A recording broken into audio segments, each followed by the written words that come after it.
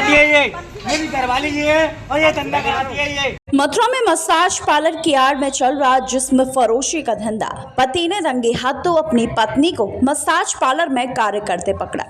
जहां लोग कल शाम दीपावली का त्योहार धूमधाम के साथ मना रहे थे, तो वहीं मथुरा के थाना कोतवाली क्षेत्र में कल शाम एक काले कारनामे का खुलासा हुआ। और ऐसा वैसा नहीं, पुरुषों के शरीर की मसाज की आड़ में जिस्म फरोशी का धंधा चल रहा था। किसी ने इस बात की सूचना पुलिस को दे दी, लेकिन पुलिस ने ढीला रवैया अपनाकर मामले को रफा दफा कर दिया। चलिए आपको बताते हैं कि पूरा मामला आखिर है क्या। तस्वीरों को देखकर आपको लग रहा होगा कि ये कोई सीमेंट की दुकान है, लेकिन इस शटर के पीछे एक मसाज पार्लर खुला हुआ है। मसाज पार्लर के पीछे भी होता है जिस्म फरोशी का काला धंधा। इसका खुलासा कल शाम को हुआ। दरअसल एक पति ने अपनी पत्नी को इस मसाज सेंटर में कार्य करते हुए रंगे हाथों पकड़ लिया। किसी ने इसकी सूचना पुलिस को दे दी और सूचना देकर बताया कि यहाँ पर मसाज पार्लर की आड़ में जिस्म फरोशी का धंधा कराया जा रहा है। जैसे ही पुलिस घटनास्थल पर पहुंची, तो वहां एक के बाद एक कई महिलाएं जो कि इस कार्य में संलिप्त थी। महिला ही चलाती थी मसाज पार्लर, 4 से 6 महिलाओं से करवाती थी गलत काम। अभी तक मिली जानकारी के अनुसार इस स्पा सेंटर को चलाने वाली भी एक महिला ही है और उसने ऐसी कई महिलाओं को यहाँ पर काम करने के लिए जगह दी जो आर्थिक रूप से कमजोर थी। वहीं भरतपुर की रहने वाले एक पीड़ित पति ने बताया है कि नीतू नामक महिला उसकी पत्नी को रोज मथुरा बुलाती थी। एक दिन शक होने पर जब मैंने उसका पीछा किया तो देखा कि यहाँ पर मसाज पार्लर की आड़ में गलत कार्य किए जा रहे हैं। मौके पर हंगामा खड़ा हुआ। कोतवाली पुलिस की कृष्णानगर चौकी पुलिस मौके पर पहुंची, लेकिन धीरे धीरे वहां पर लोगों की भीड़ बढ़ने लगी और इसी का फायदा उठाकर आरोपी वहां से भाग खड़े हुए। वहीं पुलिस ने भी इस मामले में ढीला रवैया अपनाया और पति पत्नी के बीच का विवाद बताकर मामले को रफा दफा कर दिया। लेकिन बड़ा सवाल यहाँ पर यह है कि बीच शहर में चल रहे जिस्म फरोशी के धंधे से ना जाने कितने नौजवानों का भविष्य बर्बाद हो गया होगा। पुलिस आखिर ऐसी जगहों पर अपनी कार्रवाई क्यों नहीं करती है, और अगर कोई गलत कार्य होता हुआ पकड़ा भी जाता है तो उसे इससे इतनी आसानी से कैसे जाने देती है। इस वजह से ऐसे लोगों को और ऐसे धंधों को बढ़ावा मिलता है। दिन से भरतपुर लेके घूम रही है, रात दिन इसने दारू पिलाई है। क्या नाम है तुम्हारा? मेरा नाम आकाश गौतम है। क्या बात है आपकी? बात ये भरतपुर लेके जाती है सुबह 9:30 बजे की घर से। किसको ले जाती है? मेरी मैडम को, मधु को। मधु को? हाँ जी। क्या कराती है मधु से? क्या कराती है? धंधा करवाती है। अच्छा। हाँ जी। ये आपकी वाइफ है? हाँ, ये मेरी वाइफ थी। क्या नाम है उसका जो ले जाती है इनको? नीतू नाम है इसका।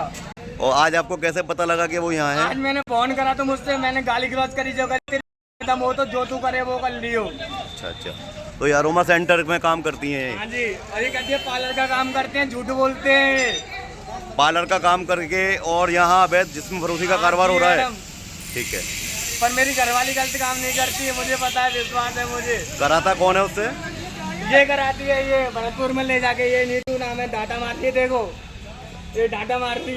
इसके पति का कहना है कि आप इससे गलत काम करा रहे हो। क्या है, क्या इसकी सच्चाई आप बताइए। सर कुछ भी नहीं है, इसका पति खत्म हो गया है।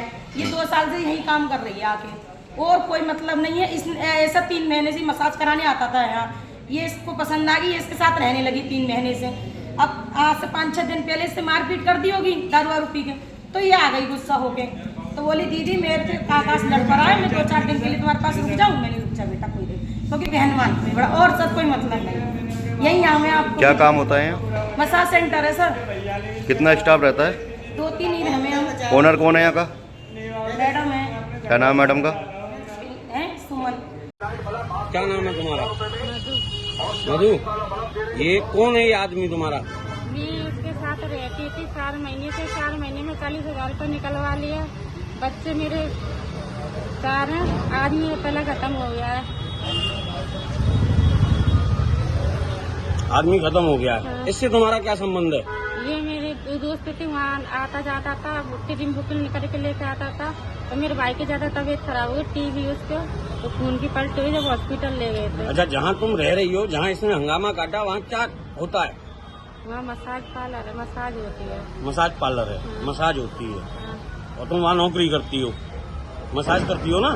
कभी कभी जाती हूँ मैं, तो अपने बच्चे भूखे रोते हैं, तो बच्चों को तो पेट पालना, ये तो पी के मस्त रहता। अच्छा, ये कैसे आया तुम्हारे संपर्क में? ऐसे आ गया था। वो दीदी मकान खाली करके अपने गांव चले गई थी कुछ दिन के लिए, तो मेरे पास रहने के लिए जगह नहीं थी, अकेले को कमरा कोई दे नहीं रहा था। तो इसने बोला था कि मेरे घर पे रह ले, तो मैं रहने लगी 4 महीने से। अच्छा। और कैसे निकल रहा है, झूठा आरोप लगा रहा था हम इन पे, ऐसा ऐसा यहाँ काम होता था, कुछ नहीं होता, खाली मसाज होती है। नहीं, अब ये यहाँ आया, इसने तमाम आरोप तुम पे भी लगाए, मसाज पार्लर पे भी लगाए, वहाँ ये भी कहा कि मसाज पार्लर की आड़ में वहाँ देह व्यापार होता है, तमाम चीजें ये कह रहा है। ठीक है बोलता है, ठीक है बोलता है, कुछ नहीं ठीक है बोलता है, वहाँ ऐसा कुछ नहीं होता। ऐसा कुछ नहीं होता, खाली मसाज होती है। अच्छा, हाँ, और तुम वहाँ जॉब करती हो? हाँ। कभी कभी जाती मैं, तो जब मेरे को ज्यादा पैसों की जरूरत होती है, बच्चे भूखे रहते हैं, पैसे नहीं देता, जब जाती हूँ रात में लग रही नहीं होती है रात में।